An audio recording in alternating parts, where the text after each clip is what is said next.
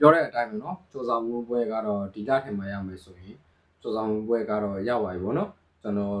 1 2ခွေတွေရေးထားတယ်နောက်ခရော့လို့တင်ထားတယ်ပေါ့เนาะစူဇော်မှုပွဲအစင်းသေးဖြစ်တယ်ပေါ့เนาะစူဇော်မှုပွဲရနေပြီပေါ့เนาะ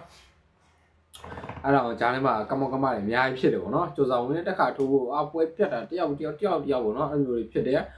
ကိုဖိုက်တာကိုတော်တော်ကြီးကိုချိန်ကြတယ်ထိုင်းနိုင်ငံအတွင်းဖိုက်တာကြီးတော်တော်ကြီးကိုချိန်ကြတယ်เนาะဝမ်းမထိုးမှလားကျွန်တော်တို့လုံမနီကွင်းမှာပဲအင်စားလုံမနီကွင်းမှာပဲပြန်ထိုးမလားသူဘယ်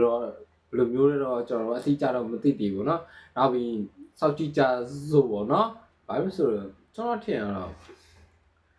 မကြတော့ဝမ်းမပေးတိတ်တော့မထင်ဘူးဘာလို့ဆိုတော့ UFC နဲ့ကျွန်တော်တို့เนาะဘယ်လိုမျိုးလဲဆိုရင်ဒီ One Championship နဲ့တိုက်ဆိုင်လေးတွေရှိတယ်เนาะအပြိုင်ဆိုင်လေးတွေရှိနေတယ်ဒီအနေထားကြောင့်မကြ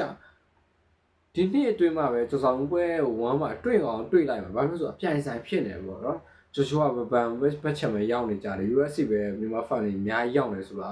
ဝမ်းကကောင်းသေးတယ်ဟိုတစ်ခါတော